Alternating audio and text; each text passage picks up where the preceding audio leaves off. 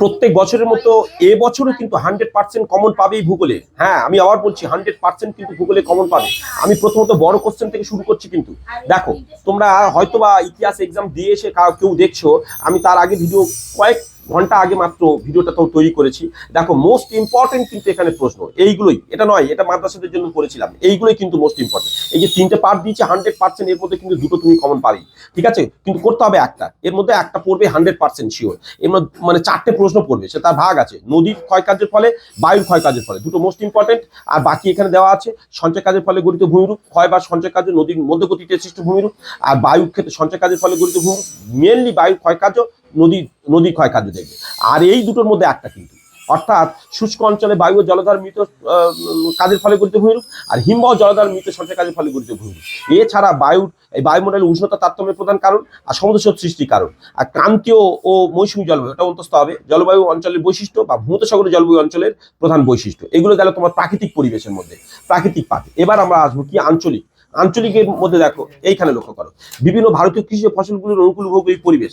যেখানে লক্ষ্য করো, এখানে ধান, গম, চা, পাট, তুলা, কার্পা, শাক, এগুলো একটা চার্ট আমাদের ছেলে মেয়েদের কিন্তু দেওয়া আছে, একটা ছক। সেই ছকের মাধ্যমে কিন্তু সবকিছু তারা উত্তর করতে পারে। তা তোমরা চাইলে আমার সেকেন্ড চ্যানেলে হাই মাদ্রাসা ভিডিওর মধ্যে আমি ডিটেলস আলোচনা করেছি। প্রথম লং ভিডিওতে খুলেই একটা দুটো ভিডিওর মধ্যে প্রথম ভিডিওটাই পেয়ে যাবে, সেখানে ডিটেলস আলোচনা করেছি এবং এই ছকটা কিভাবে পড়তে হবে সেটাও দিচ্ছি। একটাই ছকে সবগুলো পারা যাবে। আচ্ছা, এবারে এখানে দেখো মানে উত্তর ভারত ও দক্ষিণ ভারতের নদীগুলির বৈশিষ্ট্য তুলনামূলক আলোচনা, আর কি পূর্ব ভারত পশ্চিম উপকূলীয় সমভূমির তুলনামূলক আলোচনা, এগুলো সব উত্তর ওখানে দিয়ে দিয়েছি কিন্তু। এইবার লক্ষ্য করে, এখানে পশ্চিম ভারতে কার্পাস বহন শিল্পের একদেশী ভবনের কারণ, আর ভারতের লৌহ ইস্পাত শিল্পের কেন্দ্রীয় ভবনের কারণ। এগুলো ভারতের জলবায়ুর প্রধান বৈশিষ্ট্যগুলি আলোচনা করো, ভারতের জলবায়ু নিয়ন্ত্রকগুলি আলোচনা করো, নিয়ন্ত্রণের প্রধান কারণগুলি, আর ভারতের অসম জনসংখ্যা বন্টনের 5টি কারণ, আর শহর নগর গড়ে ওঠার কারণ, আর ভারতের মৃত্তিকা ক্ষয়ের কারণ। এইবারে এখানে একটু কঠিন পড়ে এই পার্টটা থেকে, ওই জন্য আরো আমরা কি কয়েকটা প্রশ্ন কিন্তু করে রেখেছি, সেইটা তোমাদের একটু দেখাবো।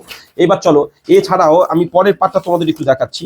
যে এই যে এখানে লক্ষ্য করো, এইখানে দেখো, এইখানে লক্ষ্য করো, এই যে ওই যে আঞ্চলিক বিভাগ থেকে আরো আরো আমি কোশ্চেন একটা অ্যাড করেছি।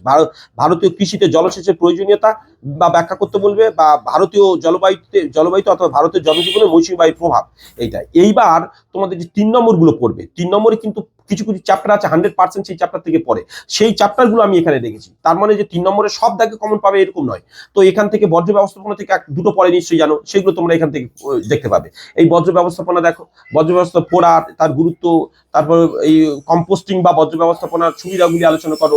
বর্জ্য ব্যবস্থা শিক্ষার্থীদের 3টি ভূমিকা, বর্জ্য ব্যবস্থাপনা বর্জ্যের পরিমাণগত হ্রাস কিভাবে হয়, বর্জ্য ব্যবস্থাপনা কি, তার প্রয়োজনীয়তা কি, কৃষিজ বর্জ্য এই যে উচ্চ প্রভাবগুলি আলোচনা করতে বলছে, বর্জ্যের পুনর্ব্যবহার বলতে কি বোঝো, তরল বর্জ্য, কঠিন বর্জ্য ইত্যাদি ইত্যাদি, এইসবগুলো দেখে নাও। গঙ্গা অ্যাকশন প্ল্যান, কঠিন বর্জ্যের উৎস, এগুলো। এছাড়া বর্জ্য ছাড়াও আর একটা পরে বর্জ্য ব্যবস্থাপনা ছাড়াও ভূবৈচিত্র্য সূচক মানচিত্র থেকে কিন্তু 3 নম্বর 100% একটা থাকবেই। সেখান থেকে দেখো, এখানে 3 নম্বর থেকে মোস্ট ইম্পর্টেন্ট কটা আছে এগুলো লক্ষ্য করো, ভালো করে দেখে নাও। কিন্তু এগুলো মানে বলতে বলতে সময় নষ্ট হচ্ছে এবং ভিডিও লং হচ্ছে, জাস্ট শুধু এখানে দেখে যাচ্ছি ভূবৈচিত্র্য সূচক মানচিত্র এগুলো। এবার তোমরা 2 নম্বরে কিছু কোশ্চেন যেগুলো দেখে নাও। 2 নম্বরে কিছু কোশ্চেন এইখানে দেখো, যেগুলো থেকে 100% পরে কিন্তু আমি সেই পার্টগুলো রেখেছি। আর গোটা বই পড়ে কুস্তি করেও তুমি কিন্তু সেখানে কমন পাবে না, কিন্তু যে পার্টগুলো থেকে পড়ে সেগুলো আমি এখানে রেখেছি। 2-3টে প্রত্যেক দাগ থেকে 2 নম্বর 3 নম্বর থেকে প্রত্যেক দাগ থেকে 2-3টে 4টে এরকম কমন পাবে, ঠিক আছে? এরকম বাকিগুলোকে দেখো, জীবিকা সত্তাক ভিত্তিক কৃষি, বহুমুখী নদী পরিকল্পনা, এই যে পার্টগুলো কি কি দেওয়া আছে সেটা লক্ষ্য করো। এরপরে এটা আঞ্চলিক বিভাগ থেকেও দেওয়া আছে এখানে। আঞ্চলিক বিভাগে এই পার্টটা স্ক্রিনশট নিয়ে রাখো, দেখো কোনগুলো ইম্পর্টেন্ট করছে, এগুলো ভালো করে প্র্যাকটিস করে যাও।